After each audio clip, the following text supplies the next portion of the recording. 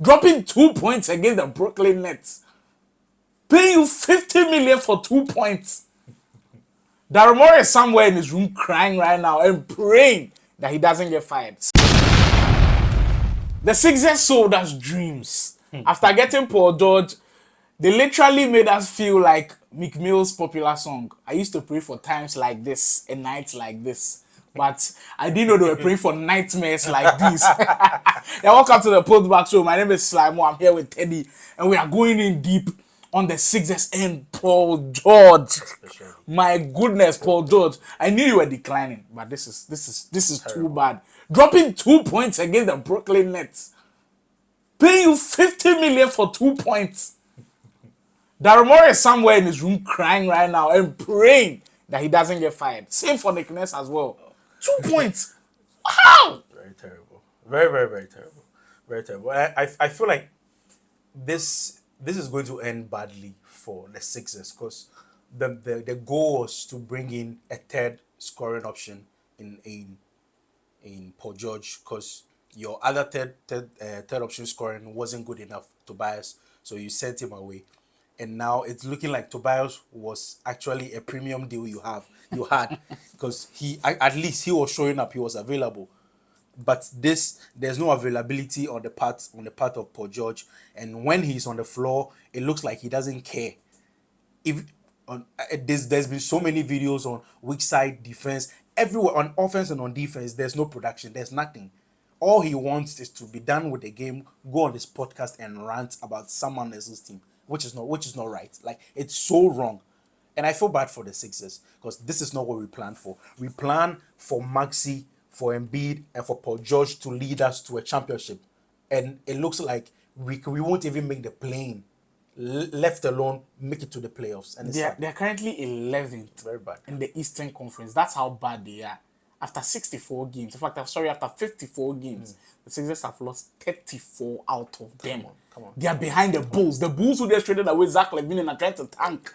They are still behind them.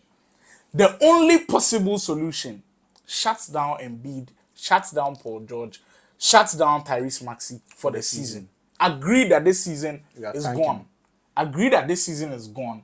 And start all over and hope that next season is better. Because right now, they are not better than the Knicks. They are not better than the Bucks. I would even speak of the Cavs and the Celtics. The Magic are beating them. Like, everybody in that Eastern Conference is better than them right now. And I just feel so sorry for the Sixers fans. Nobody but the Sixers fans who still go to games and believe this team. True. Now let's get to Joel Embiid. Look, he looks like a shell of himself. You cannot tell me this is the same Embiid that won the MVP 2 years ago. And I blame a little bit of Embiid for that. I feel like the reason why the injury is still nagging with his knee is the summer. You went to play the Olympics when you know you're already an injury-prone player. The Clippers, when we saw Kawhi was going to play in the Olympics, we called him back and said, please, we cannot risk it. Because if he had played in the Olympics, he would have been facing the same problems. I believe that if he had played, he would have been facing the same problems. Embiid, because he wanted to go and win the gold medal with Team USA, went, fulfilled his dreams, and when he came back, what shocked me is the Sixers still give him an extension, 193 million for 5 years. Like what did you see? How? And now you've been left with this. So now for Joel Embiid, he's still playing with a knee brace, and they've released the reports that he will need another surgery. This is damning for Joel Embiid's career as a whole. And you start to think back into last season when big teams were looking for an elite big man on their team. And if they listen to offers, a team like the New York Knicks, I'm telling you, if they had a chance of going with Embiid or Karl Anthony Towns, they would have picked Embiid and they would have given you so much for Embiid. So now, I'm sure they are taking decisions. Should we have listened to offers for Joel Embiid? And the situation that they are in is just horrible right now. And the thing is, when this whole Joel Embiid situation, I feel like the teams like to hold on to players for way too long when they are not producing. And it's always the situation where you're like, oh, maybe next season is our season. Maybe next 2 seasons is ours. Maybe we will get one good season out of him, or maybe we'll get one good postseason out of him. You are not getting anything out of Embiid. Embiid is done. He's done. Because anytime you need him in the playoffs, he comes, gives you 2 series games, like good series games, and then goes down. and then that's it. Then you start the whole season, he's not available, and I feel like you're wasting Still never made it to the Eastern Conference final Embiid with the Sixers. you This are is wasting shocking. you are wasting Maxi's time, because we've seen Maxi's like he's been improving every year. He's better every year, and now he's ready. And Embiid is not ready. Paul George is not ready. Just find a market for Embiid. Move on from Embiid, because there's nothing Caesars are getting from Embiid. Like I'm saying, there's nothing you get from Embiid. Move away from Embiid. What if they even shut him down the next season? They try again. There's you see that the funny thing is there's no trying again. Just accept it's a loss. You are at a loss. Just start afresh with Max. Max is young. There's no harm in trying. Rockets did this and they are fine. They are fine. In the next 4 or 5 years, you'll be smiling with Maxi as the face of your team. Just shut it down. Embiid is not the way.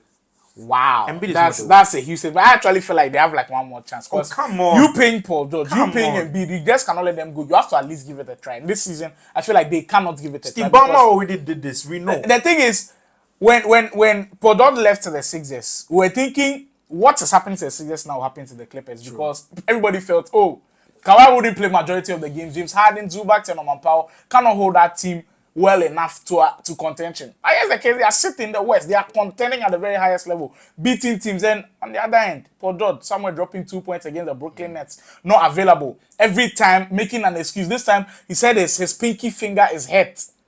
Like, come on, what are we doing here? It is excuse after excuse. Podcast episodes being dropped. You play off for like 2 games, come back, drop a stinker. Like Teddy said, show no effort. And the Sixers fans are just getting frustrated every single time.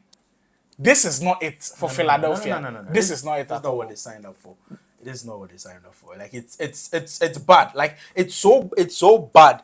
It's so bad that I feel bad for Maxi. And the thing is, if we are seeing shut down the season and go into thinking about getting high draft picks, the thing is, the Sixers, their draft pick is owned by the OKC Thunder, and it's only a top 6 protected pick that if they do get, the Thunder don't get it. So they have to tank in such a way that they have a chance of getting at least number 1 to number 6. Then that will be theirs. If they get beyond number 6, they get number 7, number 8. It's not yours. It is for the Thunder. And the thing is, you cannot tank like the way the other teams are tanking. No. People are tanking It's hard. difficult. Their are percentage is tanking hard. around 7%. Some teams to to get get like from Exactly. first game 1. like getting a top 6 draft pick this year is going to be difficult. So right now, the future is not in their hands. Even if they tank, they'll be able to get like a really good guy in the draft pick. But sometimes we know that even in the draft, when you get low draft pick, you're still able to at least produce. Because we saw with Jared McKean this year, he came in and has really been good for them. What do you make of the Sixers? Should they shut Embiid down for the season? Should they try, maybe after the All-Star break, things turn around, they at least make the playing game, they can make a push? What's your opinion? Should Embiid get shut down for the season, or should the Sixers start listening to offers for Joel Embiid? And I know we'll revisit the Sixers again, because I know they are not out of the drama. Thanks for watching the episode. We'll catch you on another one.